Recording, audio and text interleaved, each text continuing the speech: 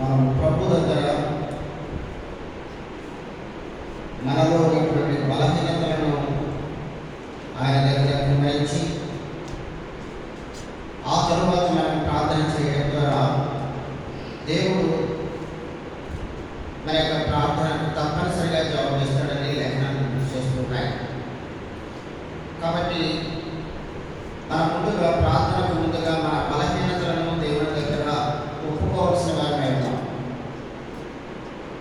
కాబట్టి పరిశుద్ధ గ్రంథము మనకేం చెప్తుంది అనే విషయాన్ని మనం చూసినట్లయితే యాకోబు రాసిన పత్రిక 4వ అధ్యాయము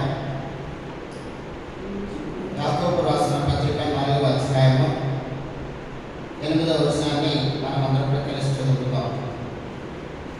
ఇది ప్రార్థనకు ముందుగా దేవుడి దగ్గర మన యొక్క స్థితిగతులను ఒకసారి ఒప్పుకొని తదుపరి మనం ప్రార్థన చేయడానికి దేవుడు సహాయం చేయగలరు. యాకోబు 4వ అధ్యాయం 8వ వచనము మనమందరం కూడా కలిసి దగ్గరగా చదువుదాం.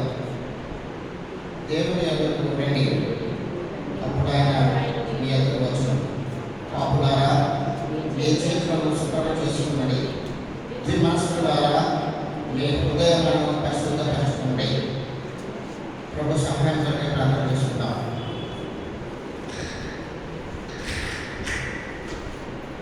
స్తోత్రం తండ్రి, వందనాలు ప్రభువా.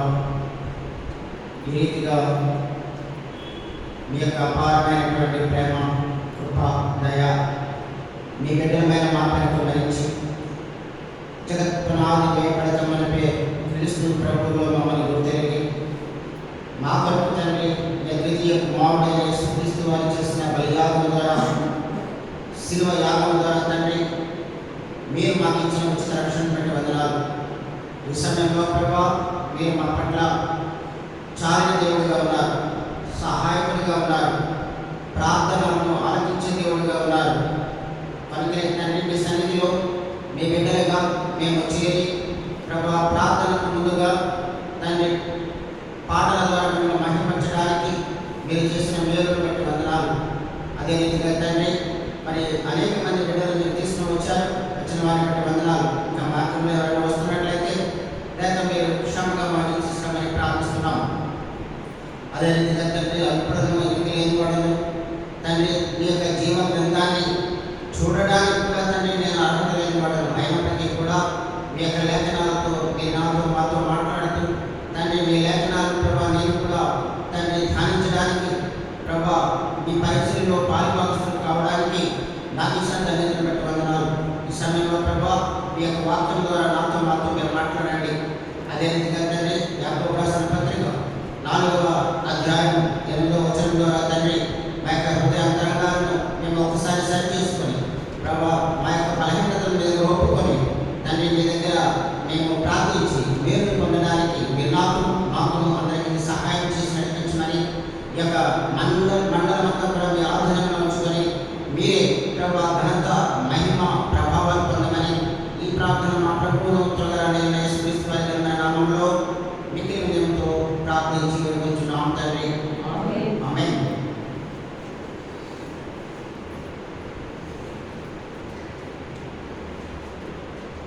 ఈ యొక్క వారంలో ప్రభువు మన మధ్యకు తీసుకొచ్చినటువంటి లేఖన భాగము దేవుని యొద్దకు రండి, అప్పుడు ఆయన ఎదురుకు వచ్చాం. కాబట్టి ఆయన బిడ్డలమైన మనము ముందుగా ఆయన దగ్గరకు మనం వచ్చినట్లయితే ఆయన చెప్తున్న రీతిగా మరి అప్పుడు ఆయన ఎదురుకు వచ్చాం. అదే రీతిగా మనము దేవుని యొద్దకు వచ్చేవారిగా అదేవిధంగా మన యొక్క చేతులను, హృదయాలను శుద్ధి చేసుకోవాల్సిన వారమే ఉన్నాం. ఎందుకంటే ఇక్కడ మనం చూసినప్పుడు శుద్ధి చేసుకోవడం అంటే ఏంటి? ఇక్కడ ఆయన చెప్పాడు 8వ వచనంలో మీ చేతులను శుభ్రం చేసుకుని ద్విమనస్కులారా మీ హృదయాలను పరిశుద్ధపరచుకోండి. ద్విమనస్సు అంటే 2 రకాల తలంపులతో ఉన్నటువంటి వారని చెప్పి దేవుడు ఆయన మనల్ని సంబోధిస్తూ ఉన్నాడు. చదవండి. ద్విమనస్కులారా, దాని ముందు నుంచి చదవండి. పాపులారా మీ చేతులను శుభ్రము చేసుకునుడి. ద్విమనస్కులారా మీ హృదయములను పరిశుద్ధపరచుకునుడి. కాబట్టి ఇక్కడ ఎందుకని ఆయన మనలను మరి మీ చేతులను మీ హృదయాలను శుద్ధి చేసుకునండి అంటున్నాడు. మన చేతులు ఎందుకని మనం శుద్ధి చేసుకోవాలి? మన చేతులు శుభ్రంగానే ఉన్నాయి కదా, మన హృదయం కూడా శుభ్రంగానే ఉంది కదా, మనం దేవుని బిడ్డలుగా ఉన్నాం కదా అని మనం అనొచ్చు. అయితే దేవుడు మరి తన యొక్క లేఖనాల ద్వారా ఈ విధంగా గుర్తు చేస్తున్నాడు. యోబు గ్రంథము 11వ అధ్యాయంలో యోబు తన అనుభవాన్ని ఇక్కడ తీసుకొస్తున్నాడు. మనము యోబుతో పోల్చుకున్నట్లయితే మనము ఎంతటి వారమో మనకు తెలుసు.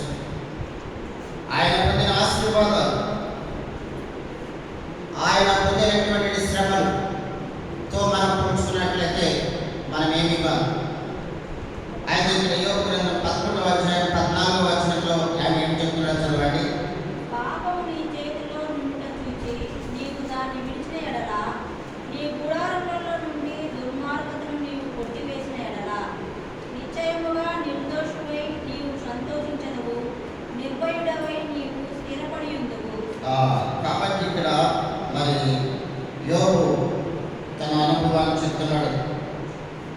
ఏమని చెప్తున్నాడు? అక్కడ 14వ వచనంలో పాపము నీ చేతిలో నుండి చూచి నీవు దానిని విడిచిన ఎడల, నీ గుడారములో నుండి దుర్మార్గతను నీవు కొట్టివేసిన ఎడల అని చెప్తున్నాడు ఆయన.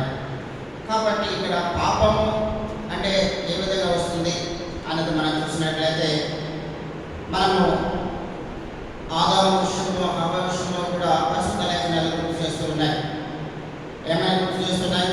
ఆదాము హవ్వలను దేవుడు సృష్టించిన తర్వాత ఆయన చెప్పాడు, మీరు ఈ యొక్క ఏదైనా వనంలో సమస్తాన్ని కూడా వృక్ష ఫలాలు మీరు తినొచ్చు, అయితే మంచి చెడ్డలను తెలియజేటువంటి చెట్టు ఫలాలను మీరు తినకూడదని చెప్పాడు. అయినప్పటికీ కూడా హవ్వ ఏం చేసింది? ఆదికాండంలో 3వ అధ్యాయంలో మనం చూసినప్పుడు, ఆదికాండము 3వ అధ్యాయము 6వ వచనం చదవండి.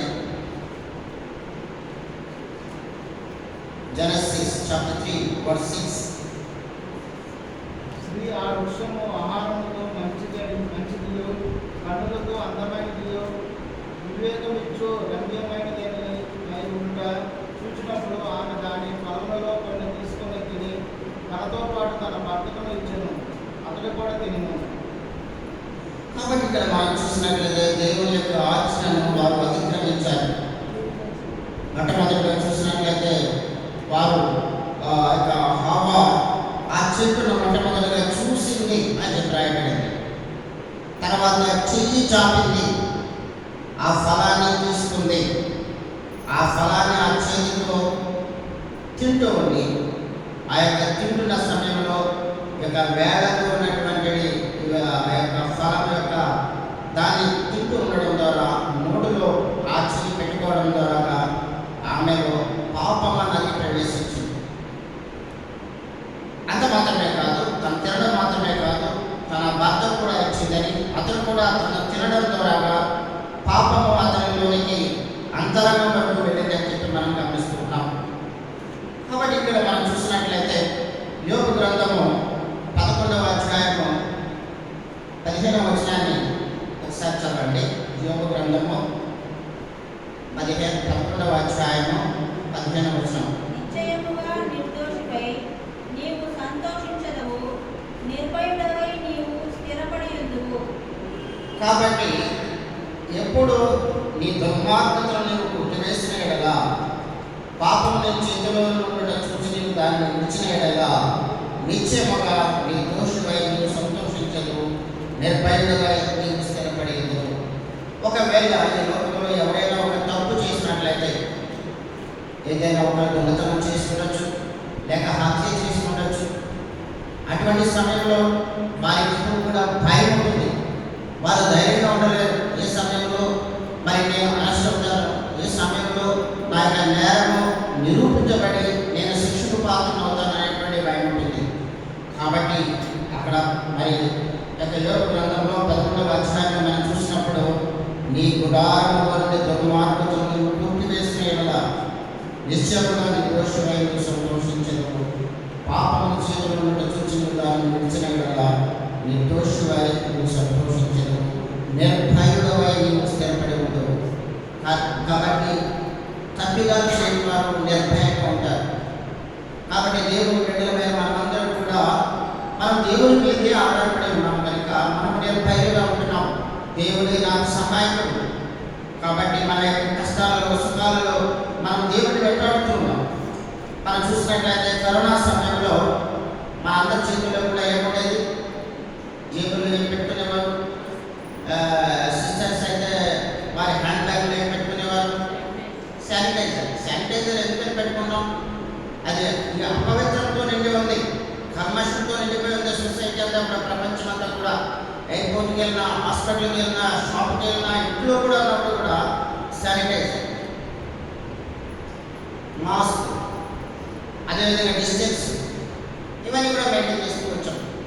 ఎందుకంటే మన యొక్క చేతులు ఎప్పుడు కూడా శానిటైజర్తో కడుక్కుంటూ ఉండేవాడు. సబ్బుతో కడుక్కోవడం, శానిటైజర్ రాసుకోవడం. ఎందుకంటే మలినము మలాలను అంటుకోవడం ద్వారా అది మన శరీరానికి హాని, మరణం రావచ్చు. అదే రీతిగా ఆత్మకు కూడా అది అక్కడ చెప్పాడు ఆయన. ఏం చెప్పాడు ఆయన? యోగ గ్రంథంలో 11వ అధ్యాయంలో 14వ వచనంలో, పాపము నీ చేతిలో ఉండటం చూసి నీవు దానిని విడిచిన యెడల, నీ గుడారములో నుండి దుర్మార్గతను నీవు కొట్టివేసిన యెడల నిత్యముగా నీవు నిర్దోషివై నీవు సంతోషించదవు. నిర్భయుడవై నీవు స్థిరపడి ఉండవు. కాబట్టి ఇంత గొప్ప ధన్యత మనకి ఎలా వస్తుంది అంటే, దేవుని యొక్క అడుగు జాడలలో మనం నడుచుకున్నప్పుడు, భయభక్తులలో మనం నడుచుకున్నప్పుడు, పాపాన్ని విడిచిపెట్టినప్పుడు, అది అడ్డుకోకుండా జాగ్రత్తగా ఉన్నప్పుడు. ఉదాహరణగా మనం చూస్తున్నాం, చిన్నపిల్లలు ఉన్నారు. చిన్నపిల్లలు దగ్గర కొంతమంది చూసినట్లయితే పాలు తాగే ప్రాయం నుండి వాళ్ళు 5వ తరగతి వెళ్ళే వరకు కూడా నోట్లో వేలు పెట్టుకుంటూ ఉంటారు. చిన్నపిల్లలకి ఎన్నిసార్లు చెప్పినప్పటికీ కూడా వాళ్ళు నోట్లో వేలు పెట్టుకుంటూనే ఉంటారు. అది వద్దు వద్దు అని తల్లి తండ్రి ఎందుకని ఖండిస్తారంటే, ఆ యొక్క చేతులు మరి వేరే ముట్టుకుని తర్వాత తన నోట్లో పెట్టుకోవడం ద్వారా అతని యొక్క బాడీలో మరి ఆ యొక్క ఇమ్యునేషన్ తగ్గిపోయి ఆ యొక్క మరి బయట ఉన్నటువంటి క్రిమికీటకాలు అతని వేరే ద్వారా నోట్లోకి వెళ్ళి అతనికి శరీరంలో అనేక ఇబ్బందులు వస్తాయి. విరోచనాలు, ఆకులు, ఈ విధంగా ఆ బిడ్డ అడిగి కూడా ఇబ్బంది పడుతూ ఉంటాడు. కాబట్టి చిన్నపిల్లలప్పుడు వారికి ఏదేదో రాస్తుంటారు. చేదుగా ఉండడానికి వేడిగా రాస్తారు, అది నోట్లో పెట్టుకోకుండా ఉండాలని. ఏదైనా సరే ఆ యొక్క అలవాటు నుంచి ఆ బిడ్డను మరి మరల్చడానికి ప్రయత్నం చేస్తుంటాడు. ప్రభు కూడా మనకి అదే విషయాన్ని గుర్తు చేస్తున్నాడు. ఏమని గుర్తు చేస్తున్నాడు? యోగ గ్రంథంలో మనం చూసిన రీతిగా 11వ అధ్యాయము 14వ వచనం 15వ వచనంలో చూసిన రీతిగా దాన్ని మనం కొట్టివేసిన కదా, మన చేతిలో పాపాన్ని మన చేతిలో ఉండటం చూసి దాన్ని విడిచిన కదా నిర్భయంగా నిర్దోషమై సంతోషిస్తాము. అంత మాత్రమే కాదు, నిర్భయుడవై నీవు స్థిరపడి అని చెప్పి గుర్తు చేస్తున్నాడు. కాబట్టి ఇంత గొప్ప ధన్యతను దేవుడు మరి దేవుని బిడ్డలమైన మనకి ముందుగా దృష్టాంతంగా తెలియజేస్తున్నాడు. అంత మాత్రమే కాదు, మనం చూసినట్లయితే యెషయా గ్రంథంలో కూడా 1వ అధ్యాయం చూసినట్లయితే కొన్ని విషయాలు మనకు పరిశుద్ధాత్మ దేవుడు మన మధ్యకు తీసుకొస్తున్నారు. యెషయా గ్రంథము 1వ అధ్యాయము 15వ వచనం 16వ వచనం దయచేసి చదవండి.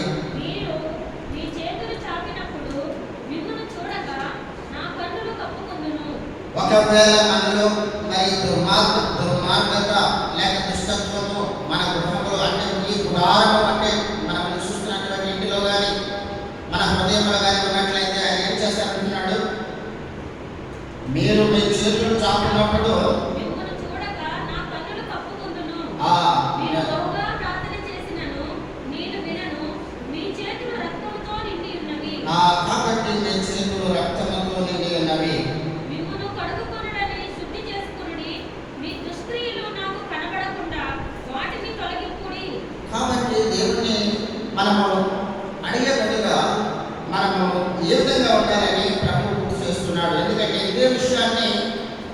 మరి మన యొక్క పితరులైనటువంటి మోషకు కూడా చెప్పాడు, దావీదు కూడా దేవుడు చెప్పాడు. ఏమని చెప్పాడు అక్కడ చూసినట్లయితే, మోషే కోపంతో ఒక సందర్భంలో ఆయన మరి నా ప్రజలు ఎలా ఉన్నారో చూద్దామని చెప్పి ఆయన మరి అంతఃపురం నుండి బయటకు వచ్చిన తర్వాత మరి అక్కడ చూసినప్పుడు ఐగుప్తీయుడు ఒకడు ఇశ్రాయేలీయుడిని మరి కొడుతుండడానికి చూసి సహించలేకపోయి అతడు ఒకే ఒక గుడ్డుతో అతన్ని చంపి పాతిపెట్టినట్లుగా చెప్పబడింది.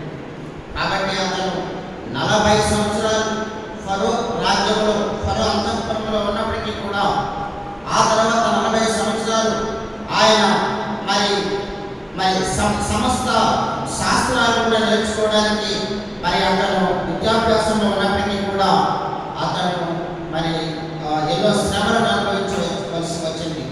కాబట్టి మరి దేవుడు దాన్ని అతని జీవితంలో మరి ఇశ్రాయేలు ప్రజల్ని 40 సంవత్సరాల పాటు నడిపించే విషయంలో ఎన్నో శ్రమలను అతను కూడా తీసుకువెళ్ళాడు. కాబట్టి ఎప్పుడైతే ఆయన తన యొక్క స్థితిని తెలుసుకున్నాడు, ఎప్పుడైతే మళ్ళా దేవుని మీద ఆధారపడ్డాడు, అప్పుడు దేవుడు ఆయనను తిరిగి ఆశీర్వదించి మొదలుపెట్టాడు. అదేవిధంగా దావీదు విషయంలో కూడా చూసినట్లయితే ఆయన కూడా ఆయన భావించాడు, ఆయన అనుకున్నాడు, ఏమనుకున్నాడు, నేనైతే అంతఃపురంలో ఉన్నాను, రాజమహల్లో ఉంటున్నాను, దేవుని యొక్క మందసము, దేవుని యొక్క గృహం, దేవుని యొక్క మరి అది ఆయన విగ్రహము ఆయన మరి ఒక గుడారంలో ఉండడానికి సహించలేకపోయాడు. కాబట్టి దేవుని కొరకు గొప్ప ఆలయాన్ని కట్టాలని నిర్ణయించుకున్నాడు. ఆయన తన యొక్క సొంత నిర్ణయం అయితే తన దానితో ఎంతగానో ప్రయాసపడ్డాడు. సమస్తాన్ని కూడా కూర్చాడు, బంగారాన్ని, ఇత్తడి, వెండి, కర్ర సమస్తం కూడా ఆయన మరి సంపాదించుకున్నప్పటికీ కూడా దేవుడు ఏం చెప్పాడు, అతడు నీ యొక్క చేతులు రక్తంతో నిండి ఉన్నాయి, కాబట్టి నీవు యుద్ధాలు చేశావు, అనేక మందితో పోరాడావు, నీ చేతులు రక్తంతో నిండి ఉన్నాయి కనుక నీవు నా యొక్క పరిశుద్ధాలయాన్ని నువ్వు కట్టడానికి వీలు లేదు. అయితే దేవుడు నీ గర్భాన్ని పుట్టినటువంటి కుమారుడు ద్వారా దేవుని యొక్క ఆలయం నిర్మించబడుతుందని చెప్పి దేవుడు అతనికి చెప్పాడు. కాబట్టి అదే రీతిగా మరి కొన్ని పనుల విషయంలో ఒకవేళ మనం అనుకున్నప్పటికీ కూడా దేవుడు దాన్ని అనుమతించకపోవచ్చు. అదేవిధంగా మరి చూసినట్లయితే మన ఇంట్లో కానీ సంఘంలో కానీ మన యొక్క తోటి సహోదరుల విషయంలో కూడా ఒకవేళ మనం వారి పట్ల క్రోధము లేక వారి పట్ల మనము కోపముతో ఉన్నట్లయితే అటువంటి వారికి మనం నరహత్య చేసినట్టుగా సమాధానం చెప్పబడుతూ ఉంది. కాబట్టి మరి యొక్క తోటి సహోదరుల విషయంలో కావచ్చు, అదేవిధంగా మరి కుటుంబంలో సంఘంలో ఉన్నటువంటి ఆత్మ సంబంధమైనటువంటి సహోదరుల విషయంలో కావచ్చు, పట్టుకుని పుట్టినటువంటి సహోదరుల విషయంలో కావచ్చు, సంఘం పట్ల కావచ్చు, మనము ఒకవేళ దురుద్దేశంతో లేక అసూయలతో మనం ఉన్నట్లయితే మనము అటువంటి వారిని మనము హత్య చేసిన దానితో సమానమైన పరిస్థితి గ్రంథం గుర్తు చేస్తుంది. కాబట్టి యెషయా గ్రంథంలో కూడా మనం చూసినట్లయితే 59వ అధ్యాయంలో చూసినట్లయితే ఆయన మన గురించి ఇంకా గుర్తు చేస్తూ ఉన్నాడు. యెషయా గ్రంథం 59వ అధ్యాయం 3వ వచనం తీసుకొని చదవండి. 59:3 యెషయా 59:3 మీ చేతులు రక్తము చేతను, మీ వేళ్ళు దోషము చేతను అపవిత్రపరచబడి ఉన్నవి, మీ పెదవులు అబద్ధములాడుచున్నవి, మీ నాలుక కీడును బట్టి మాట్లాడుచున్నవి. కాబట్టి ఇటువంటి కార్యాలు ఒకవేళ మనలో ఉన్నట్లయితే యెషయా భక్తుడు చెప్తున్నాడు 59వ అధ్యాయం 3వ వచనంలో చూసినట్లయితే మీ చేతులు రక్తము చేతను, మీ వేళ్ళు దోషము చేతను అపవిత్రపరచబడినవి, మీ పెదవులు అబద్ధములాడుచున్నవి, మీ నాలుక కీడును బట్టి మాట్లాడుచున్నవి. ఇటువంటి కార్యాలు మనలో ఉన్నట్లయితే దేవుడు ఎట్టి పరిస్థితుల్లో కూడా మన యొక్క ప్రార్థన వినడు. ఎందుకంటే మన బ్రేడ్ చూసినట్లయితే మరి అనేక మంది ఈ రోజున మరి వారి యొక్క ల్యాప్టాప్లో, అదేవిధంగా సెల్ ఫోన్లో మరి వారు ఏ విధంగా మరి ప్రవర్తిస్తూ ఉన్నారు.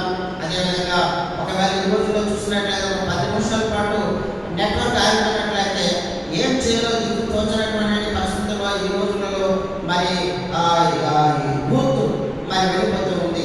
కనుక ఇవన్నీ కూడా దేవుడు దృష్టాంతరంగా తెలియజేస్తున్నాడు. 59వ అధ్యాయం యెషయా గ్రంథం 3వ వచనంలో, మీ చేతులు రక్తము చేతను, మీ వేళ్ళు దోషముల చేతను అపవిత్రపరచబడి ఉన్నవి, మీ పెదవులు అబద్ధములాడుచున్నవి, మీ నాలుక చెడును బట్టి మాటలాడుచున్నవి. ఇవన్నీ కూడా ఒకవేళ మనలో ఉన్నట్లయితే దేవుడు ఎన్ని పరిస్థితుల్లో కూడా మనం చేసే ప్రార్థన ఆయన అంగీకరించడు. అవన్నీ కూడా ఒకవేళ మనలో ఉన్నట్లయితే ముందుగా దేవుడి దగ్గర మనము సరి చేసుకోవాల్సి ఉంది. అదే రీతిగా మనం చూస్తూ వెళ్తున్నట్లయితే మనము ఉదాహరణగా మనం చూసినట్లయితే ప్రభువైన యేసుక్రీస్తు వారు తన యొక్క చేతులను మేకుతో మరి కొట్టినప్పుడు ఆయన తన చేతులు చాచాడు.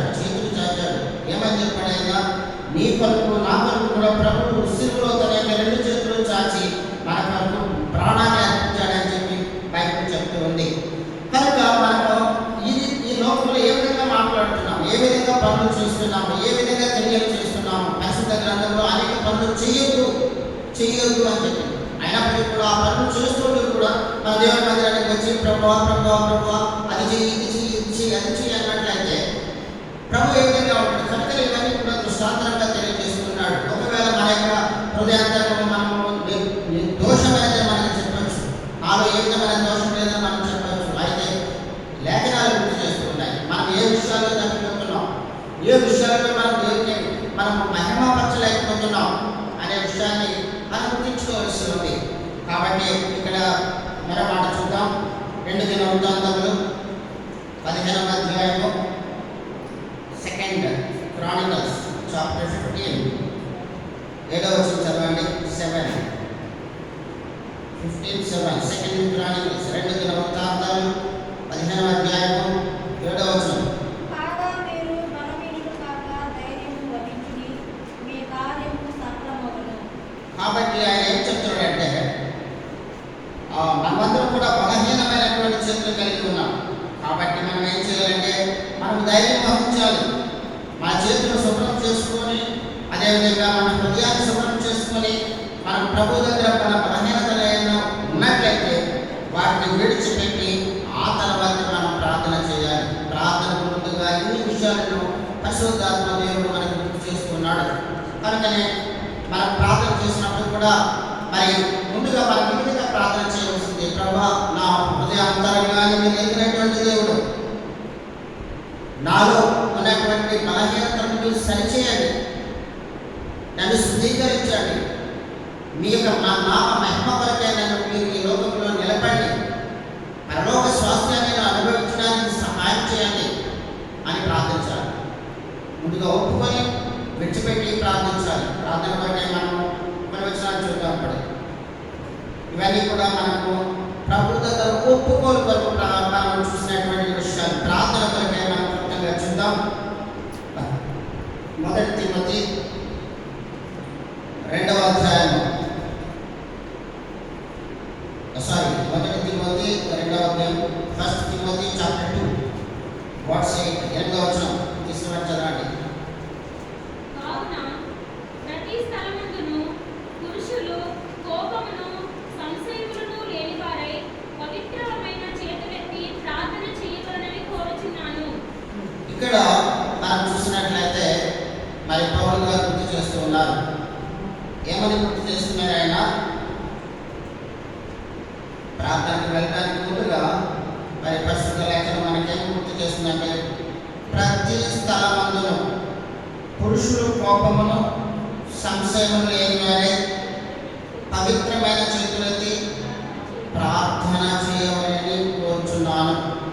కాబట్టి మరి ఇక్కడ చూసినట్లయితే ప్రతి స్థలం అంటే సపోజ్ మనం దారిలో వెళ్తున్నాం, అక్కడ దారిలో అంగడిలో వాళ్ళు మనకి అమ్ముతున్న షాపులు ఉన్నాయి. అక్కడికి మనము దారిలో వెళ్తున్నప్పుడు అక్కడ కూడా మనకి దేవుడు అక్కడ మొక్కలు వేసి ప్రభావం అందరూ కూడా సహాయం అవుతున్నారు కనుక మీరు నశనానికి వెళ్ళిపోతున్నారు, వారిని మీరు కాపాడండి అని ప్రార్థన చేయమని కాదు. మన హృదయమే దేవుని ఆలయం. కాబట్టి దేవుని మందిరానికి మనం వచ్చినప్పుడు మాత్రమే కాదు, మనం పని చేస్తున్నటువంటి ఆఫీసులో కావచ్చు, ఎంతో సమయం పడుతుంది. ఈ రోజున చూసినట్లయితే గవర్నమెంట్ కావచ్చు, ప్రైవేట్ సెక్టర్లో కావచ్చు 8 గంటలు కరెక్ట్గా పనిచేసే వాళ్ళు ఎవరు ఉండరు. కాబట్టి ఎంతో సమయం ఉంటుంది. ఒక 1 అవర్ పని చేసినట్లయితే ఒక హాఫ్ అన్ అవర్ రెస్ట్ ఉంటుంది. ఆ సమయంలో కూడా మౌనంగా మనం ప్రార్థన చేసుకోవచ్చు. ఏ భారాలు ఉన్నాయో ఆ భారాలను పంచుకుంటూ ప్రార్థన చేయొచ్చు. గృహంలో ఉన్నప్పుడు కూడా మన యొక్క రూమే ఒక దేవుని ఆలయంగా మార్చుకుని ప్రార్థన చేయొచ్చు. అది దాని అర్థం. కాబట్టి ప్రతి స్థలం అంటే అది ప్రతి స్థలం పవిత్రమైన చేతులెత్తి ప్రార్థన చేయాలి ప్రతి స్థలం నందున అని చెప్పి చెప్తున్నాడు. కాబట్టి పురుషులకు చెప్పబడింది. పురుషులు అంటే కానీ మగవారనే కాదు, దేవుని యొక్క బిడ్డలమైనటువంటి మనందరం కూడా, అది స్త్రీ కావచ్చు, యవనస్తులు కావచ్చు, పెద్దవారు కావచ్చు, ముసలివారు కావచ్చు, అందరూ కూడా ఆ రీతిగా ప్రతి స్థలమందును పురుషులు కోపమును సంశయము లేని వారే. కొంతమంది సంశయాలు ఉంటాయి, ప్రార్థన చేయాలవుతారు కానీ ప్రార్థన చేయాలని ప్రభు కోరుతున్నాడు. కాబట్టి మనము దేవుని మందిరానికి చేరుకుని ఉన్నాము. కాబట్టి ఎంతో మందికి లేనటువంటి గొప్ప ధన్యత, జీవము గల దేవునితో మనము మాట్లాడేటువంటిది ఒక గొప్ప ధన్యత మనకి దేవుడు ఇచ్చాడు. దాన్ని మనం ఉపయోగించుకోవాల్సి ఉంది. కాబట్టి మనము ప్రతి విషయంలో కూడా ఒకవేళ తోటి సహోదరుడిపై మనం కోపం పెట్టుకుని ప్రార్థించినట్లయితే అది వృధా. మన చేతులు పరిశుద్ధంగా ఉంచుకోవాలని ప్రార్థన చేస్తున్నారు. కాబట్టి మనము పరిశుద్ధ గ్రంథం చాలా స్పష్టంగా చెప్తుంది, నిష్కల్మషమైనటువంటి వారిగా, నిందారహితులుగా మన లోకంలో జీవించాలని ప్రభుత్వం కోరుకుంటున్నాడు. యెషయా గ్రంథం 1వ అధ్యాయం 15వ వచనాన్ని మరోసారి చూద్దాం. యెషయా గ్రంథం 1వ అధ్యాయము 15వ వచనం తీసుకుని చదవండి. మీరు మీ చేతులు చాపనప్పుడు మిమ్మును చూడక నా కన్నులు కప్పుకుందును. కాబట్టి ఇక్కడ మనం చూసినట్లయితే ఇక్కడ వాక్యం జరుగుతుంది 15వ వచనంలో, మీరు మీ చేతులు చాచినప్పుడు మిమ్మల్ని చూడక నా కన్నులు కప్పుకుందును అని చెప్పబడింది. మీరు బహుగా ప్రార్థన చేసినను నేను వినను. కాబట్టి ఎక్కువగా ప్రార్థన చేసినప్పుడు కూడా, బహుగా చేసినప్పుడు కూడా నేను వినను అంటున్నాడు. అయితే ఒక సందర్భం మనకందరికీ కూడా తెలిసిన సందర్భం, ప్రభువైన యేసుక్రీస్తు వారు తన శిష్యులతో పాటు ఒక నావలో బయలుదేరి వెళ్తున్నాడు. ఆయన మరి భారంతో ఆయన ఒక క్షణం ఆయన కన్నులు మూసుకున్నప్పుడు అక్కడ మరి సముద్ర తరంగాలు లేచి మరి అక్కడ నాశనం కాబోతున్న సమయంలో వాళ్ళందరూ కూడా ఏమన్నారు, ప్రభువా మేము నశించిపోతున్నాము, మీకు చింత లేదా? కాబట్టి ఆయన కన్నులు మూసుకున్నట్లయితే మనం చింతపడవలసిన సమయం వస్తుంది. కాబట్టి మనం ఎప్పుడు కూడా ప్రార్థనలోనే మనము సమయాన్ని గడిపినట్లయితే దేవుడు మనకు సహాయం చేస్తాడు. దానికి ముందుగా మనం ఒప్పుకోలు ప్రార్థన చేసుకోవాలి. అదేవిధంగా నిర్గమకాండంలో కూడా ఒక సంభవాన్ని చూసుకుని మనము ప్రార్థనకు ప్రవేశిస్తాం. నిర్గమకాండము 17వ అధ్యాయంలో ఇక్కడ ఇశ్రాయేలు ప్రజలపైన అక్కడ వారు యుద్ధం చేస్తున్నారు. నిర్గమకాండం 17వ అధ్యాయం 8వ వచనం నుండి దయచేసి తీసుకున్నారు చదవండి. 8 నుంచి 16 వరకు. నిర్గమకాండము 17వ అధ్యాయము 8వ వచనం నుండి 16వ వచనం వరకు. తరువాత అమాలేకీయులు వచ్చి రెఫీదీయులో ఇశ్రాయేలులతో యుద్ధం చేయగా మోషే యెహోషువతో మన కొరకు మనుషులను ఏర్పరిచి వారిని తీసుకుని బయలువెళ్ళి అమాలేకీయులతో యుద్ధము చేయము. రేపు నేను దేవుని కన్నును చెడగొట్టుకొని ఆ కొండ శిఖరం మీద నిలిచిదను. యెహోషువ మోషే తనతో చెప్పినట్టు చేసి అమాలేకీయులతో యుద్ధమాడెను. మోషే అహరోను ఊరు అనువారు ఆ కొండ శిఖరం ఎక్కి మోషే తన చెయ్యి పైకెత్తినప్పుడు ఇశ్రాయేలీయులు గెలిచింది. మోషే తన చెయ్యి తిప్పినప్పుడు అమాలేకీయులు గెలిచింది. మోషే చేతులు బరువెక్కగా వారు ఒక రాయి తీసుకుని వచ్చి అతడు దాని మీద కూర్చుండగా దాన్ని వేసింది. అహరోను ఊరులు ఒకడు ఈ ప్రక్కను ఒకడు ఆ ప్రక్కను అతని చేతులను ఆదుకొనగా అతని చేతులు సూర్యుడు అస్తమించు వరకు నిలకడగా ఉండెను. అట్లు యెహోషువ కత్తివాటి చేత అమాలేకు రాజును అతని జనులను గెలిచెను. అప్పుడు మోషే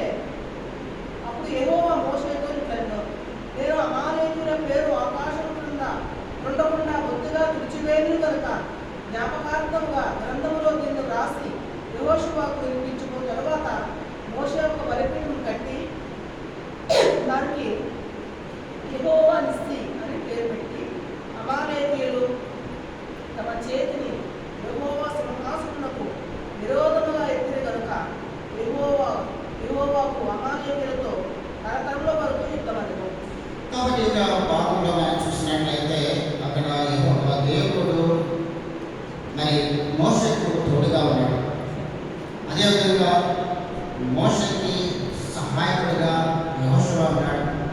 అదేవిధంగా అక్కడ ఉన్నటువంటి మరి దేవునికి భయపడేటువంటి వారందరూ కూడా ఉన్నారు. విషయాన్ని మనం చూసినట్లయితే వారు కూటమిగా ఒకే మనసుతో అక్కడ వారు ఆ యొక్క మరి యుద్ధంలో, ముఖ్యంగా అక్కడ ఏర్పడినటువంటి ఆ యొక్క యుద్ధంలో మరి వారు గెలుపు పొందడానికి కారణం ముందుగా దేవుడు వారికి సహాయం చేస్తున్నాడు. ఏ విధంగా సహాయం చేశాడంటే 11వ వచనంలో మోషే తన చెయ్యి పైకెత్తినప్పుడు 11వ వచనం, నిర్గమకాండం 17వ అధ్యాయం 11వ వచనం, మోషే తన చెయ్యి పైకెత్తినప్పుడు ఇశ్రాయేలు గెలిచి, మోషే తన చెయ్యి తిప్పినప్పుడు అమలేకీయులు గెలిచినాయి. కాబట్టి ఈ యొక్క చెయ్యి పైకెత్తడం అంటే దేవుడి వైపు చూడటం. అప్పుడు కొంతమంది కొన్ని సంఘాల్లో మనం చూసినట్లయితే 2 చేతులు కూడా పైకెత్తి మరి ప్రభా అని చెప్పేసి వారు ప్రార్థన చేస్తారు. కాబట్టి వాడు చేతులు పైకెత్తడం అంటే ఆకాశం వైపు వారు చూస్తున్నారు, దేవుడి వైపు చూస్తున్నారు. కనుక ఇక్కడ కూడా మరి చూసినట్లయితే మోషే కూడా దేవుని వైపు చూస్తున్నంతసేపు, తన చెయ్యి పైకెత్తినంతసేపు కూడా ఇశ్రాయేలు గెలిచినట్లుగా, మోషే తన చెయ్యి తిప్పినప్పుడు అమలేకీయులు గెలిచినట్లుగా చూస్తున్నాం. అంత మాత్రమే కాదు, మరి అక్కడ చూసినట్లయితే మరి మోషేకి మరి వారు సహకారులుగా ఉన్నారు. అక్కడ మరి చూసినప్పుడు చూడండి,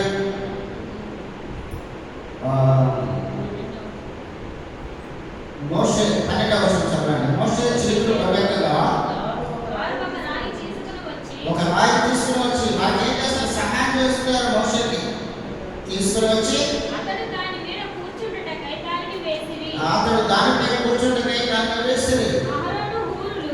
అహరోను ఊరులు ఒకడు ఈ ప్రక్కను ఒకడు ఆ ప్రక్కను అతని చేతులను ఆదుకొనగా అతని చేతులు సూర్యుడు అస్తమించే వరకు నిలకడగా ఉండెను. చూసారా, అతను అలసిపోయాడు, మోషే అలసిపోయాడు. అయినప్పటికీ కూడా వారు పరిస్థితిని గమనించారు. పరిస్థితిని గమనించి అక్కడ అహరోను ఊరులు ఆ ప్రక్కన ఒకడు ఈ ప్రక్కన ఒకడు అతని చేతులు ఆదుకునగా అతడు చేతులు సూర్యుడు అస్తమించే వరకు కూడా నిలకడగా ఉన్నట్లుగా చెప్పబడుతుంది. కాబట్టి దేవుని సేవలో, దేవుని పరిచర్యలో మనము ఒకరికొకరు కూడా బలపరుచుకోవాలి, ఆదరించుకోవాలి, సంహరించుకోవాలి, ముందుకు వెళ్ళాలి. ఆ విధంగా చేసినప్పుడు మాత్రమే దేవుని యొక్క సేవ మనము పరిపూర్ణంగా చేయగలము. అదేవిధంగా దేవుడు తన సహాయాన్ని మనకు అందించగలరు కూడా. అదేవిధంగా మనం చూసినట్లయితే ఇక్కడ 16వ వచనం చదవండి. అమాలేకీయులు తమ చేతిని యెహోవా సింహాసనమునకు విరోధముగా ఎత్తిరి కనుక యెహోవాకు అమాలేకీయులతో తరతరముల వరకు యుద్ధమనెను. కాబట్టి ఇక్కడ అమాలేకీయులు తమ చేతిని యెహోవా సింహాసనానికి విరోధంగా ఎత్తారు. కాబట్టి దేవుడి బిడ్డలమైన మనకి విరోధంగా ఉన్నవారు ఎవరైనా సరే, ఒకవేళ మరి మనకి విరోధం అంటే అపవాది సాతాను బయట వచ్చినప్పటికీ కూడా, అది ఒకవేళ పోరాటం ఉన్నప్పటికీ కూడా అంతిమ విజయము దేవుని బిడ్డలమైనటువంటి మనకి మాత్రమే దొరుకుతుంది. కాబట్టి అక్కడ వారు 15వ వచనంలో చెప్పిన రీతిగా మోషే ఒక బలిపీఠాన్ని కట్టినట్లుగా దేవుడు చూసిన వేరు విషయమై అక్కడ 15వ వచనం చదవండి. తర్వాత మోషే ఒక బలిపీఠమును కట్టి దానికి యెహోవా నిస్సి అని పేరు పెట్టి యెహోవా నిస్సి అనేటువంటి మరి పేరు పెట్టినట్లుగా చెప్పబడింది. నిస్సి అంటే ధ్వజము. కాబట్టి ఒక మరి జెండా, మన ఎవరెస్ట్ శిఖరానికి ఎవరైనా మనం ఆరోహణ వెళ్ళినట్లయితే అక్కడ ఒక జెండా ప్రాంతం, ఎందుకంటే పలానా దేశం అక్కడికి చేరుకోగలిగిందని, అదేవిధంగా మేము ఈ విధంగా జయించగలిగామని చెప్పి ఒక ధ్వజాన్ని అక్కడ మరి కట్టినట్లుగా మరి అక్కడ చెప్పబడుతూ ఉంది. కాబట్టి బలిపీఠాన్ని పెట్టారు, దానికి యెహోవా నిస్సి అని చెప్పి పేరు పెట్టినట్లుగా చెప్పబడుతుంది. ఆ రీతిగా మనము మన జీవితంలో మన గొప్ప మేలులు దేవుడి ద్వారా మనం చేయగలం. ప్రార్థన అంటే ఏంటి? ప్రార్థన అంటే విజయం, ప్రార్థన అంటే యుద్ధము. కాబట్టి ఇక్కడ మోషే వారితో యుద్ధం చేశాడని చెప్పబడింది. యుద్ధం అంటే ప్రార్థన. ఆ ప్రార్థన ద్వారా కానీ వారి విజయాన్ని సాధించగలిగారు.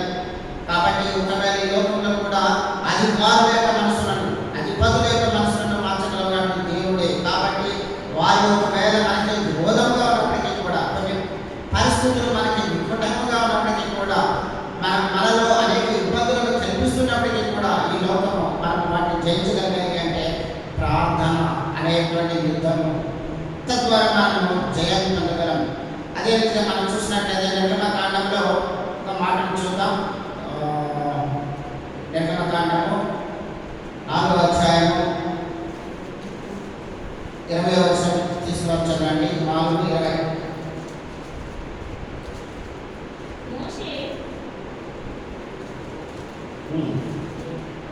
మోషే తన భార్యను తన కుమారులను తీసుకుని గాడిద మీద ఎక్కించుకుని ఐగుప్తునకు తిరిగి వెళ్ళెను.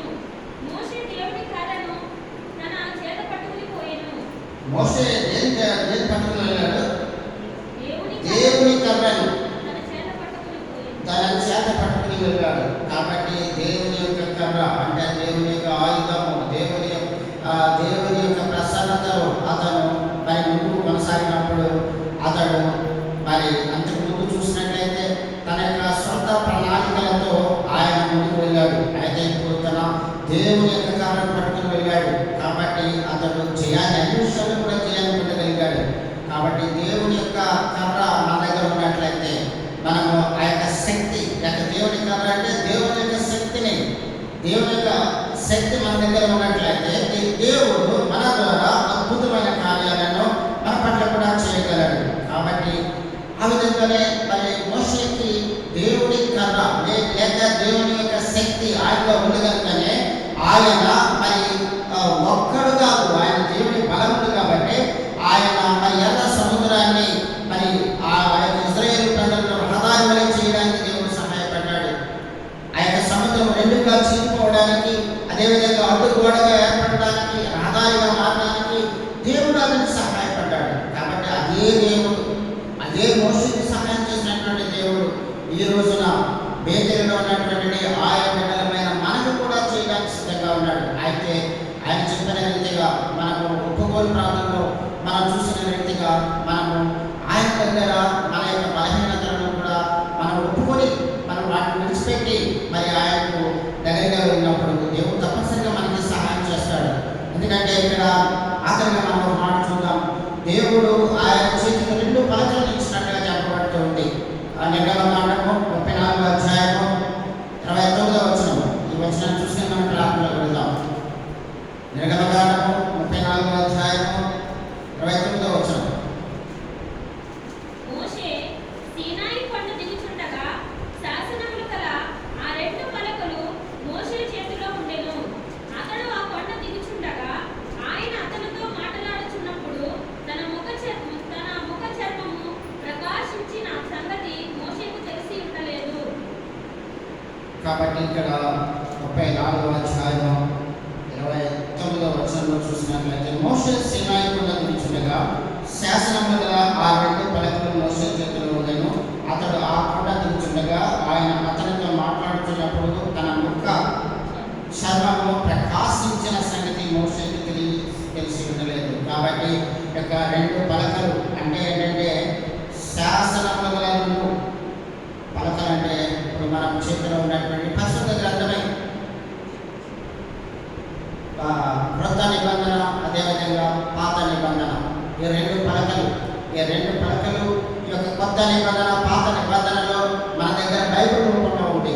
కాబట్టి ఆయన దాన్ని పట్టుకున్నాడు. దానితో ఆయన అనేకమైన ఆత్మ సంబంధమైన కార్యాలను తెలుసుకొని వాటి ప్రకారంగా నడుచుకున్నాడు. కాబట్టి ఆయన జీవితంలో మరి ఆయన అనేకమైనటువంటి విజయాలు పొందగలిగాడు. మనం ఎక్కడికి వెళ్ళినప్పటికీ కూడా మన మసీద్ గారి ఫెలోషిప్లో మాత్రమే ఇది చెప్తారు. బైబిల్ కూడా తీసుకుని వెళ్ళండి అని చెప్పి వేరే సంఘం వాళ్ళు ఎవరు చెప్పరు. ఖాళీ వాళ్ళు బైబిల్ దేవుని మందిరానికి వచ్చినప్పుడు కూడా తీసుకుంటారు. అందరూ కూడా ఈ రోజుల్లో చూసినట్లయితే సెల్ ఫోన్లో వారు బైబిల్ సంబంధించినటువంటి యాప్ పెట్టుకుంటున్నారు. ఆయన ఇది హార్డ్ కాపీ, దేవుడు మనకి ఇచ్చినటువంటి కాపీ. కాబట్టి దీన్ని మనం ఎక్కడికి వెళ్ళినప్పటికీ కూడా మనము డ్యూటీలకు వెళ్ళినా, లేకపోతే వ్యాపారాలకు వెళ్ళినా, ప్రయాణాల్లో ఉన్నా, లేకపోతే చర్చకు ఎప్పుడు వచ్చినప్పటికీ కూడా బైబిల్ మనం మర్చిపోకూడదు. చాలా మంది చూస్తున్నాం, బైబిల్ వచ్చినప్పుడు మందిరానికి వచ్చినప్పుడు బైబిల్ చేస్తారు, వెళ్తున్నప్పుడు కంగారు వదిలిపెట్టి వెళ్ళిపోతారు. అంటే దాని పట్ల వారికి ఎంత మరి ఆతృత ఉంది, ఎంత దాహం ఉంది అన్న విషయం తెలిసిపోతుంది. కాబట్టి మనం ఎప్పుడు కూడా ఈ యొక్క పవిత్ర గ్రంథాన్ని మనము పవిత్ర గ్రంథంగానే దానికి మనం గౌరవం ఇవ్వాలి. తద్వారా మన యొక్క మరి దేవుడు మన ద్వారా అద్భుతమైన కార్యాలను మన కుటుంబం పట్ల, మన పట్ల, మన సంఘం పట్ల, మనం చేస్తున్నటువంటి కార్యాల పట్ల మరి దేవుడు గొప్ప కార్యాలు చేయగలడు.